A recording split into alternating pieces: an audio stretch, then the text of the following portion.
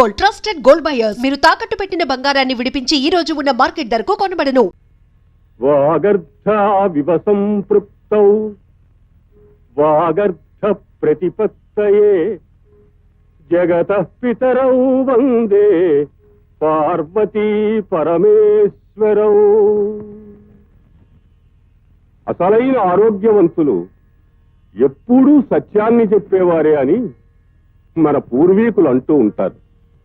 సత్యం, ధర్మం, న్యాయం ఈ మూడు వాటి స్థానాన్ని నేడు రోజు రోజుకి కోల్పోతున్నాయి. అవసరమున్నా లేకపోయినా ఉదయం లేచింది మొదలు సాయంత్రం పడుకునే వరకు ఏదో ఒక అబద్ధాన్ని చెప్పడం ప్రతి మనిషి తన నిత్య కృత్యాల్లో ఒకటిగా చేసుకుంటున్నాడు. నిజం చెప్పడం విషం కలిపిన చేదు కషాయంలా ఉంటుంది. కానీ అబద్ధం చెప్పడం పాలు, చక్కెర కలిపి తయారు చేసిన పాల కోవాలా ఉంటుంది. కషాయం తాగినప్పుడే కష్టంగా ఉంటుంది, కానీ కషాయం తాగిన తరువాత ఆరోగ్యం బాగుపడుతుంది, మనుషులు శక్తివంతులవుతారు. పాలకోవా తిన్నప్పుడైతే తీయగా బాగానే ఉంటుంది, కానీ ఆరోగ్యాన్ని చెడగొడుతుంది. అందుకే మనం అందరం కూడా ఎల్లప్పుడూ సత్యాన్ని చెప్పడానికే సాహసించాలి. ఒక అబద్ధం చెప్పాలంటే ఆ అబద్ధాన్ని నమ్మించడానికి ఇటుక మీద ఇటుక పెట్టి గోడ కట్టినట్టు 100 అబద్ధాలు చెప్పాలి. అందులో ఏ ఒక్కటి తప్పినా ఆ అబద్ధాల గోడ కూలిపోతుంది. నిజమేననుకోండి, మరి నిజాన్ని నిలబెట్టడం కోసం కదండి హరిశ్చంద్రులో రనకెట్టాలు పడ్డారు. అందుకే అతను పురాణ పురుషుడు కాగలిగేది. అసలు హరిశ్చంద్రుడు పురాణ పురుషుడుగా చరిత్రలో ఎందుకెక్కాడు? నిజం మాట్లాడడం వల్ల, నిజము అనే మాటను నిలబెట్టుకోవడం వల్ల. ఆ రోజు కాని అతను ఆ మాట అనలేదన్నా, ఆ మాట ఇవ్వలేదని చెప్పినా తను రాజ్యభ్రష్టుడు కావలసిన అవసరం లేదు, భార్యను నడిబజారులో నిలబెట్టి అమ్ముకోవలసిన అవసరం లేదు, తను కాటికాపరి కావలసిన అవసరము లేదు. చివరకు బిడ్డ చనిపోతే కాటి సుంకం చెల్లించలేని దీన స్థితిలో ఆ తల్లి దొంగగా చిత్రించబడవలసిన అవసరమూ లేదు. అందుకే ఏదైనా అబద్ధం చెప్పబోయే ముందు ఒక్క నిమిషం ఆగి ఆలోచించి నిజమే చెబుదాం, దీనివల్ల ఏదైనా కష్టం వస్తే భరిద్దాం అని మీరు ప్రయత్నించడం మొదలు పెడితే నిజమే చెప్తారు. నిజం చెప్పడమే ప్రారంభిస్తే, నిజం చెప్పడానికే అలవాటు పడితే ఇక మీరు చెప్పమన్నా అబద్ధం చెప్పలేరు.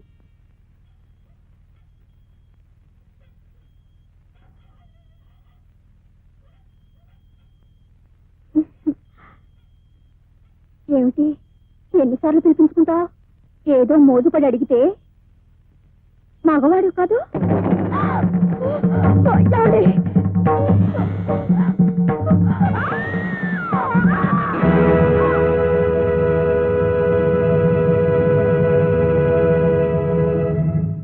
అమ్మా అమ్మా, ఏమిటి సీతమ్మా?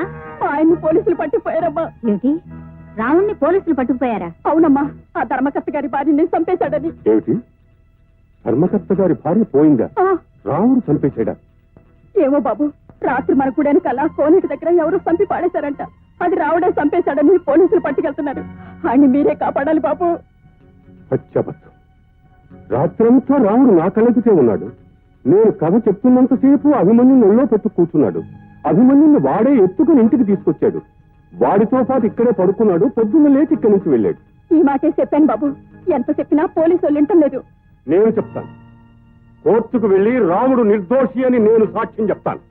నువ్వు అధైర్య పడుకు సీతమ్మా, ఆయనే కోర్టుకు వెళ్లి సాక్ష్యం చెప్తే మీ ఆయన్ని విడిచిపెట్టేస్తారు.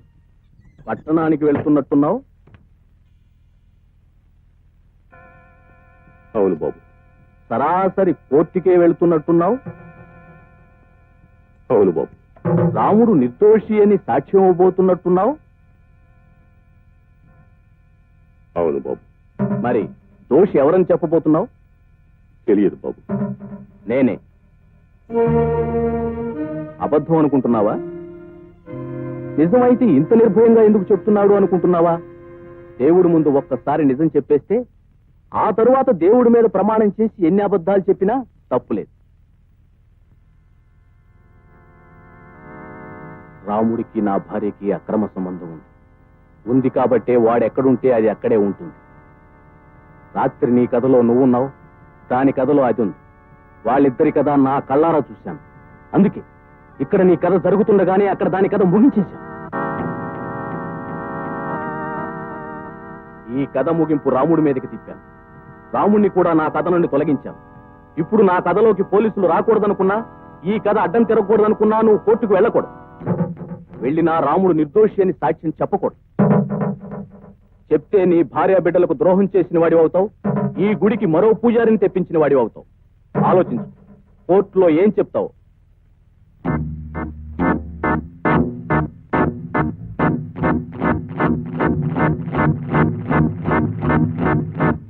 దేవుని మీద ప్రమాణం చేసి అంతా నిజమే చెప్తాను, అబద్ధం చెప్పను.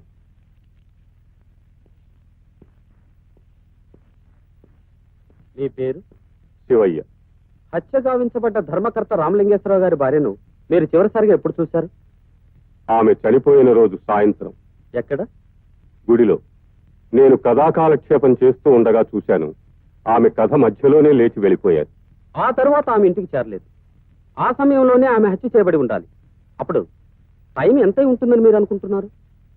బహుశా 7-8 మధ్య కావచ్చు. కరెక్ట్.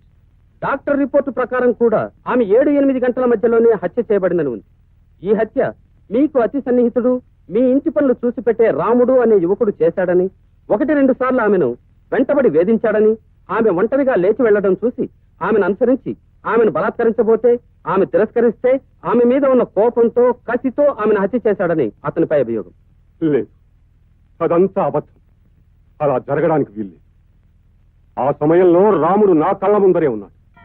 కథాకాలక్షేపం పూర్తయ్యే వరకు నాతోటే ఉన్నాడు. పూర్తయిన తర్వాత నా అభిని తీసుకుని నాతో పాటే మా ఇంటికి వచ్చి రాత్రి అక్కడే పడుకొని తెల్లవారి సూర్యోదయం అయిన తర్వాత లేచి వెళ్ళాడు. రాముడు ముమ్మాటికి హత్య చెయ్యలేదు, చెయ్యలేదు, చెయ్యలేదు. మరైతే ఎవరు చేస్తుంటారు? అసలు ఎవరు చేస్తుంటారో మీకు తెలుసా? తెలుసు. ఎవరు? ధర్మకర్త రామలింగేశ్వరరావు గారు. భర్త తన భార్యని తన చేతులతో హత్య చేశాడా? ఇంపాసిబుల్. తనే స్వయంగా చెప్పారు. ఒక నేరస్తుడు నేరం చేశానని కోర్టు ముందు చెప్పకుండా మీ ముందు చెప్పుకున్నాడా? నాకు భయపడి చెప్పలేదు, నన్ను భయపెట్టడానికి చెప్పాడు. నేను కోర్టుకొచ్చి సాక్ష్యం చెబితే నన్ను, నా కుటుంబాన్ని సర్వనాశనం చేస్తానని బెదిరించి మరీ చెప్పాడు.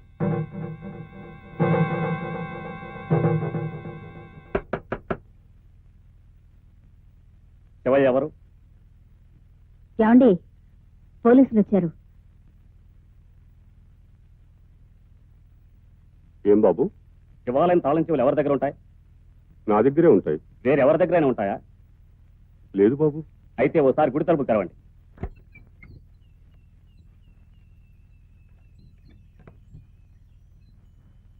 మీరు ఇక్కడే ఉండండి, లోపలికి వెళ్ళండి. ఏమిటి బాబు, ఏమిటిదంతా? దేనికోసం? సార్, ఇది దొరికింది.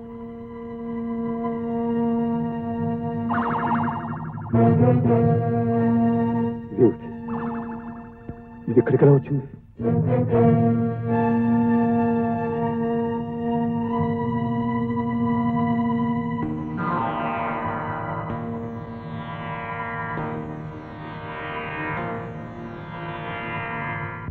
సాక్ష్యాధారాలను బట్టి ఈ హత్య రాముడే చేసినట్టు కోర్టు వారు నమ్ముతున్నారు.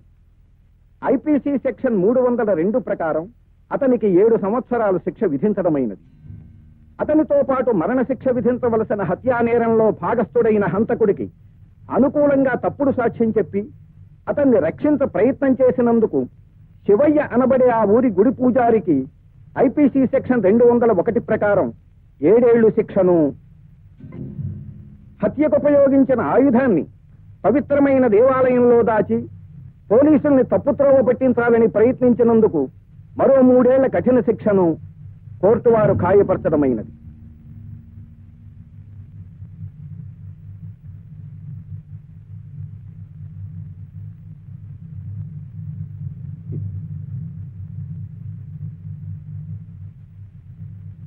ఈశ్వర, పరమేశ్వర,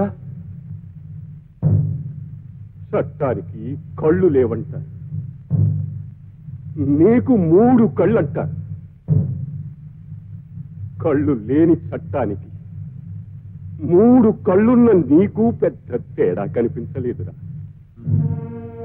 నువ్వున్నావని, నీ ఉనికి నిజమని నమ్మి అడుగడుగునా గుళ్ళో అడుగు పెట్టే ప్రతి వాడికి నిజమే చెప్పాలి అని ఉపన్యాసాలు ఇచ్చనే.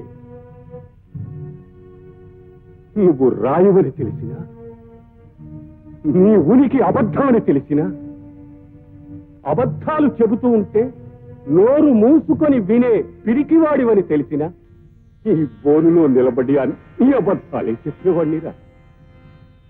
నిజం చెప్పడమే నేరమైతే ఇలా 10 మంది ముందు నన్ను నిలబెట్టి శిక్షించడానికి బదులు ఈ తలుపులు తీసినప్పుడు మూసినప్పుడు నన్ను ఒంటరిగా నిలబెట్టి నిజం చెప్పకురా, తప్పురా అని చెప్పుంటే నేనిక్కడ నిజం చెప్పుండేవాణ్ణి కాదు స్వామి. 30 ఏళ్లుగా నీకు చేస్తున్న సేవకి పుణ్యఫలంగా 10 ఏళ్లు శిక్ష విధించేవా స్వామి? శంకర, ఈ 10 ఏళ్లు శిక్ష అనుభవించి తిరిగి వచ్చిన తర్వాత నన్ను ఏం చేయమంటావయ్యా? నన్ను ఇంకెవరికి సేవ చేయమంటావయ్యా?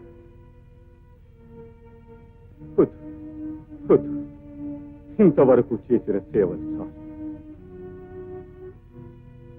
నువ్వు నిజంగా దేవుడు అయితే ఈ చట్టాలకి, న్యాయాలకి, ఈ సాక్ష్యాలకి, ప్రతి సాక్ష్యాలకి, ఈ వాదులకి, ప్రతివాదులకి నువ్వు భయపడితే, నలుగురిలోకి వచ్చి నిలబడడానికి నీకు భయం అయితే నాకు కనిపించవయ్యా, నాకు కనిపించు.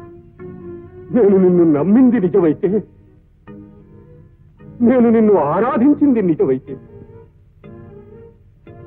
నేను నీకు చేసిన సేవలు నిజమైతే, నేను ఎవరిని నిందించకపోవడం నిజమైతే, పరుషంగా మాట్లాడకపోవడం నిజమైతే, నా సేవలు నిస్వార్థమైతే, అది నిజమని నువ్వు నమ్మితే రా, రా, నన్ను తీసుకుపో, రా.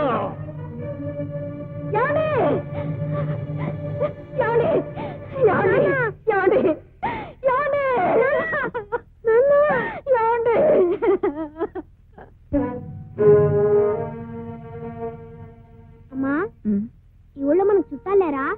ఉన్నారు బాబు. మరి వాళ్ళ ఇంటికి వెళ్ళొచ్చుగా, ఈ చెట్టు కిందెందుకు? చెడి చుట్టాలింటికి వెళ్ళకూడదురా. పనిలోకి వెళ్ళాలి, తొందరగా కానివరా.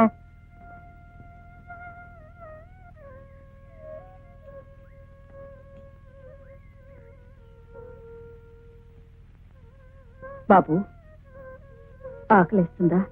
లేదమ్మా, నీకేస్తుందా? బాబు, ఎందుకమ్మా ఏడుస్తున్నావు? ఈ ఆకలి అనే మాట ఇంకా ఎన్నిసార్లు వినాల్సి వస్తుందో అని. ఎందుకమ్మా, ఎందుకు తినాలి? నేను మొగాని కదా. ఒకసారి నాన్న ఊరు వెళ్ళినప్పుడు నువ్వే అన్నావు, నాన్న లేనప్పుడు నువ్వే పెద్దోడివి అన్నావు.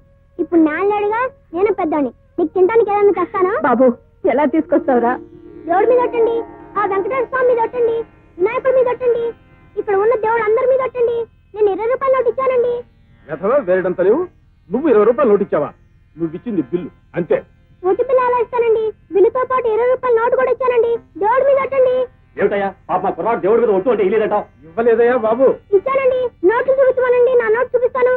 చూపించవయ్యా, చూపించు. ఏమిటయ్యా చూపించేది? ఏది ఏది ఏ నోటయ్యా? ఇదిగోండి, ఆ కొత్త note నాదేనండి.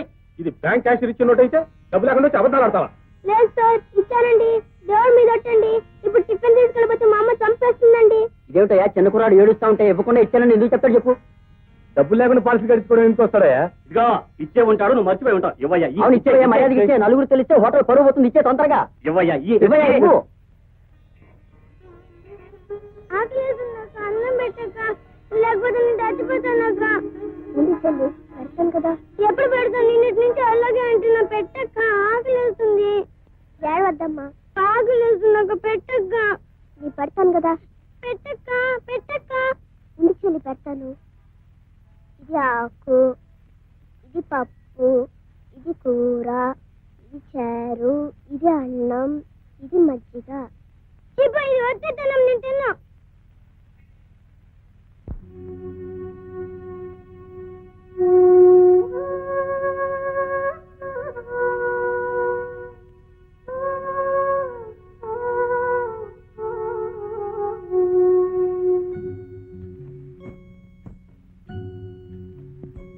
And for more videos, Please subscribe to iDream.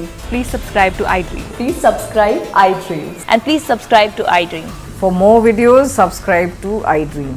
please like, share, and subscribe to the channel. Congratulations, iDream. Subscribe to iDream. Subscribe to iDream. So, subscribe to iDream Media. iDream ki iDream team andarki huge congratulations. Please subscribe iDream Media. Please subscribe to iDream. Subscribe iDream. Please subscribe to iDream. iDream అంటే నా కళల ఛానల్ను subscribe చేసుకున్న నోరు తిరుగుతలేదు, మీరైతే గంట గుర్తు కొట్టండి. For more such videos, please subscribe to iDream. Subscribe to iDream. Please subscribe to iDream. Please subscribe iDream Media. Please do subscribe to iDream. Please subscribe to iDream Media. For best entertainment and information, please subscribe iDream. And don't forget to subscribe to iDream.